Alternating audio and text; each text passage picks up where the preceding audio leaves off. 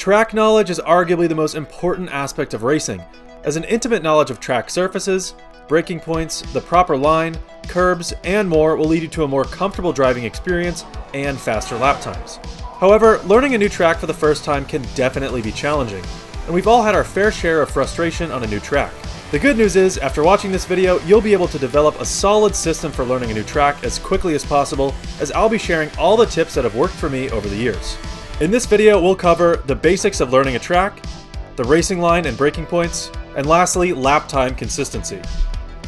Before we get into it, I just want to say thanks for all the support on my videos lately. I really appreciate it. Also, I have my Discord linked in the description, and we have a growing community there, so definitely check it out after the video. That being said, let's get right into it.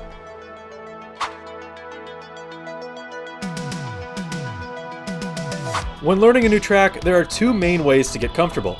You can either drive comfortably, slowly working up faster and faster to test the car's limit, or you can push as hard as you can and exceed that limit right away.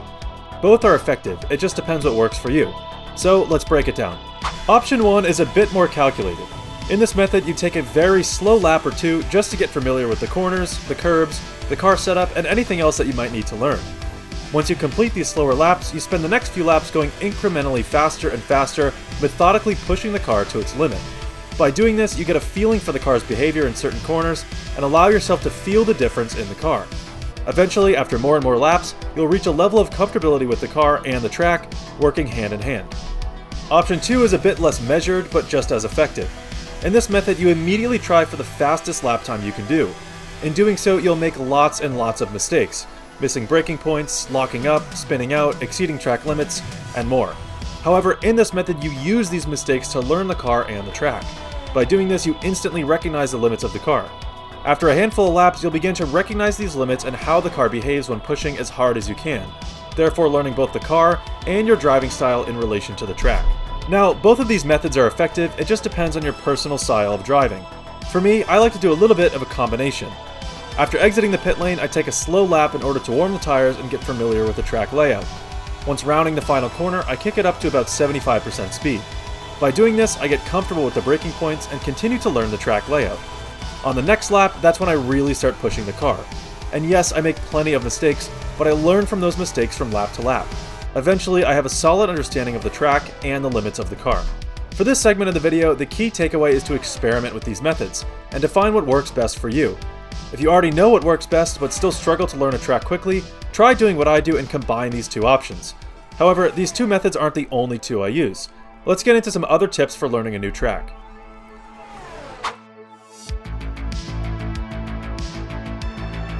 Combined with those two methods of getting a feel for the track and the car's limits, you can also use tools in the game. One tool that can be very helpful is the racing line. Now, before everyone comments mean things, I know using the racing line can actually be harmful, not only to your lap times, but also by creating a dependency on the racing line to tell you what to do. However, it can also be really helpful if you want to learn a track for the first time. When doing your initial laps, whether it be the slow and methodical method or the balls to the wall method, enable the racing line. This will do two things for you. It'll give you a solid understanding of how the car is supposed to flow from corner to corner, and it'll give you detailed information about braking points.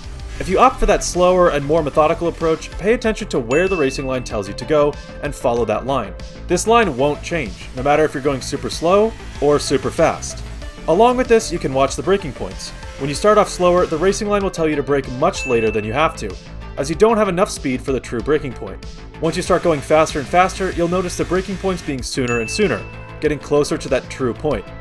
Once you're comfortable with the track and really pushing at full speed, that's when you'll notice the real braking points. If you opt for the balls to the wall approach, the racing line does the same thing. Again, the line doesn't change for your speed, so following the racing line gives you a good indication of how the car should flow on the track. When pushing the car right away, watch for where the racing line tells you to brake, and pay attention to those points on the track. For both of these methods, the braking points shown to you by the racing line are a bit of a cheat code. If the line goes red near the 100 meter board, memorize that point for that corner, and brake there. If it goes red on this blue section of the track, memorize the point for that corner and brake there. Pick out these key focal points on the track to use as reference for braking. Memorizing these braking points is key to learning a new track. Once you get more comfortable, turn off the racing line and continue to do some laps, but play around with the braking. It's important to note that relying too much on the racing line can be detrimental to your lap times. You definitely want to drive with it disabled. If you struggle to do so, I have another video on my channel that might help. You can usually brake a little bit later than the racing line tells you to, so experiment with pushing the car under braking. After more and more laps without the racing line, you should be much more comfortable with the track, how the car flows from corner to corner, how to carry speed through each corner, and have a good reference point for braking.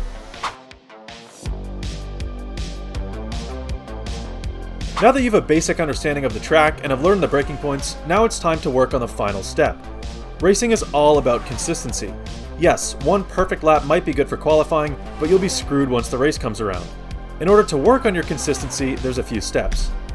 The first thing I always like to do is to create competitiveness within myself. This gives me the fuel to keep going lap after lap in order to get better at the track.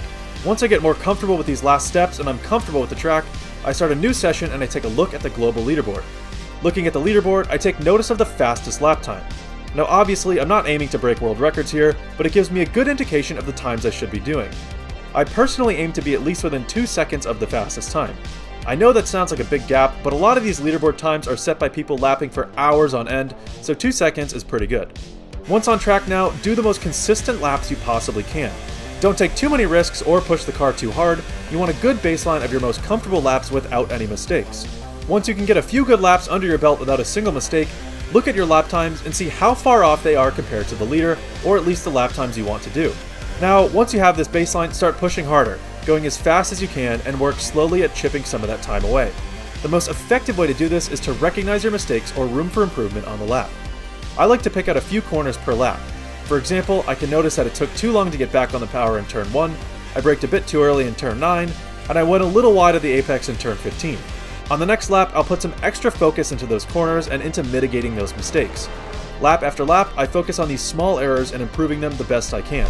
Eventually, by doing this, you'll notice a stronger pattern of consistency in your lap times. This ties back into that level of competitiveness you have with yourself. For example, if you set a 1:17.4 and you know there's room to improve, you'll try your hardest to set a 1:17.2 and then a 1:17.1, and so on. Take each lap corner by corner and really try to extract as much time as you possibly can from your previous lap.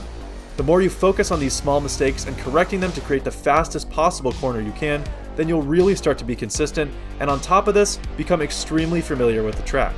Now obviously, learning a new track is going to take some time. You won't be setting perfect laps right away. However, after implementing these tips, you should find yourself getting more and more confident pretty quickly. So let's go over the entire process as a whole. First, turn the racing line on. On your outlap, warm the tires and get comfortable with the basic layout of the track. At this point, you can spend the next few laps slowly working up to full speed, or you can push hard right away. Use the racing line now to take notice of the braking points and memorize these points for each corner.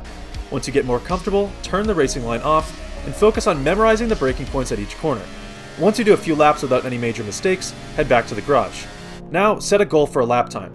Back on track now, continue to aim for consistent laps without big mistakes, and notice where you feel you lose the most time. Start pushing a bit more and focus specifically on those corners where you feel slow. Pick out a few corners per lap and work on those. At this stage, you should be shaving tenths off your lap pretty consistently, and keep going until you feel you can't improve anymore. Now, you should have a great knowledge of the track, each corner, the curbs you can and can't use, the best braking points, and much more. With racing, there's always room to improve, and you'll always want to be faster. The key to learning a track, setting faster and more consistent lap times, and having an overall better racing experience is that inner competitiveness. Focus on improving little things around each lap. Those thousands can quickly add up to tenths and even seconds. With this guide, you should find it a bit easier to learn a new track, and I hope the tips and information from this video helped you out. If you still struggle with certain tracks, check out my F1 tips playlist on my channel. I have a bunch of detailed track guides with almost every single track in there. If you have any questions or need more tips, feel free to leave a comment on this video or in my Discord. That being said, thank you very much for watching, and I'll see you in the next one.